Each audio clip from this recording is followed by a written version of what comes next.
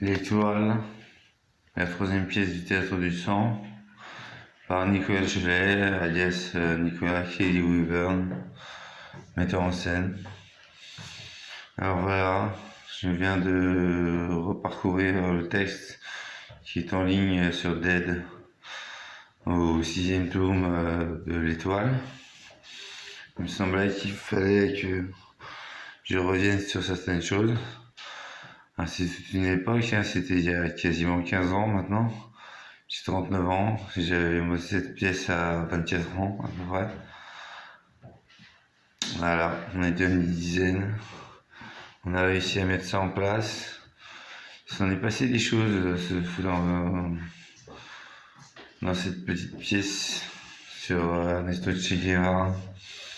Alors rapidement, ça s'est su que mon don des esprits, je l'avais tout simplement utilisé pour interroger les esprits, ce qui donne le côté extrêmement précis de cette pièce, qui n'est pas du tout exhaustif sur cette période castréiste et guévariste, mais comment dire. Alors voilà, on avait Leandro Meadeus, qui est un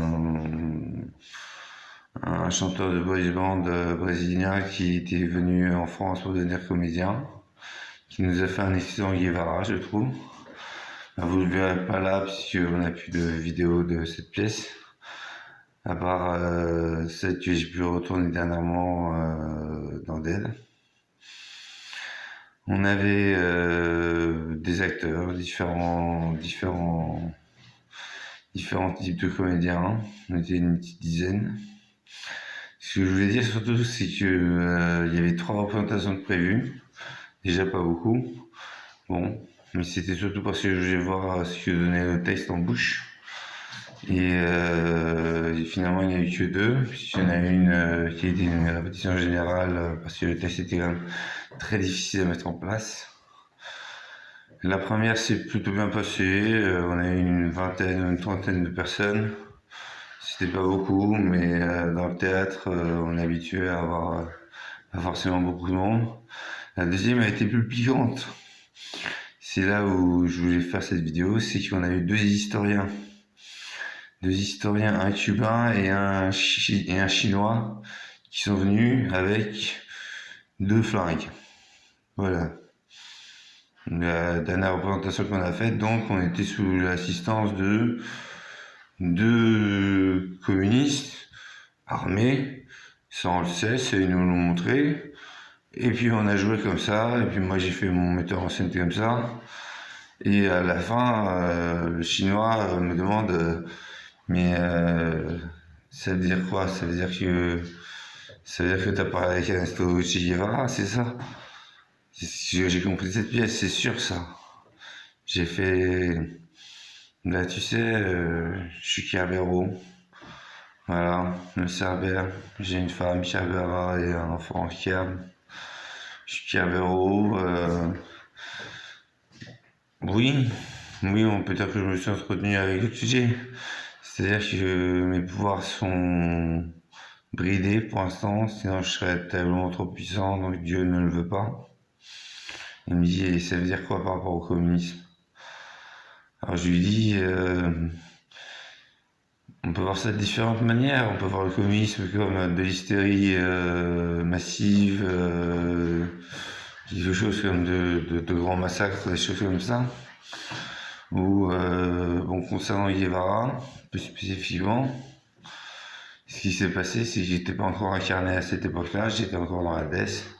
J'ai pourvu à son protocole et je l'ai fait passer du tribunal de paix, où il aurait été jugé peut-être en tant que tueur, au tribunal de guerre.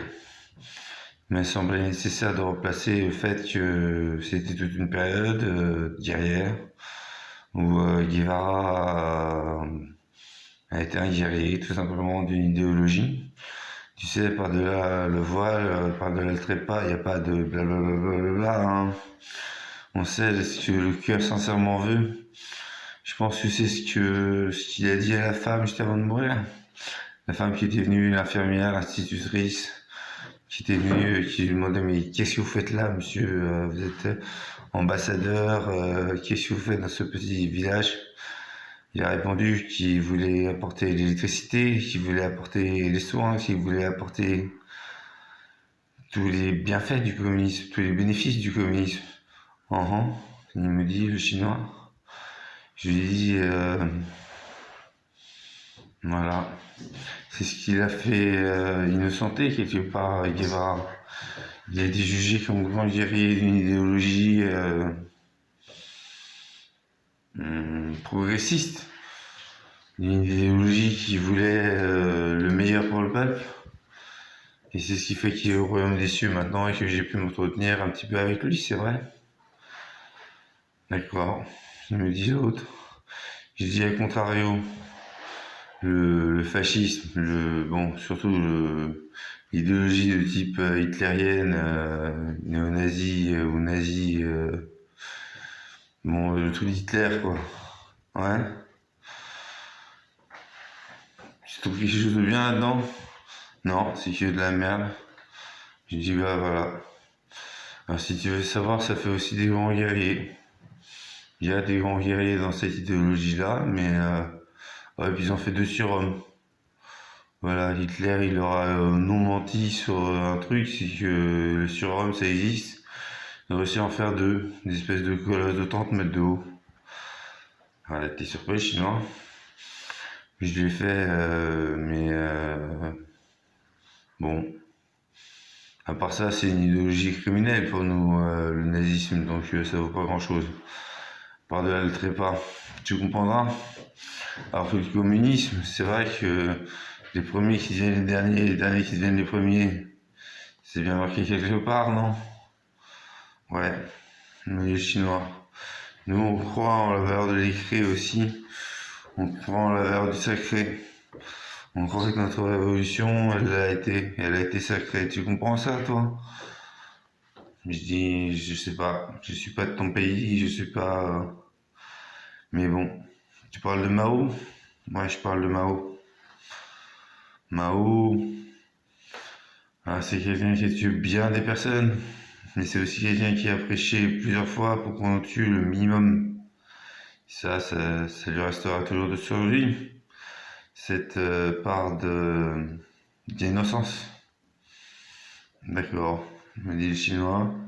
Puis il est parti dans la nuit noire, avec son gun dans son poche. L'historien cubain, il nous avait interrogé aussi, il était époustouflé.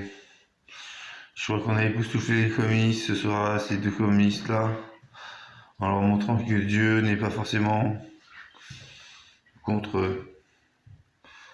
Voilà ce que je devais dire.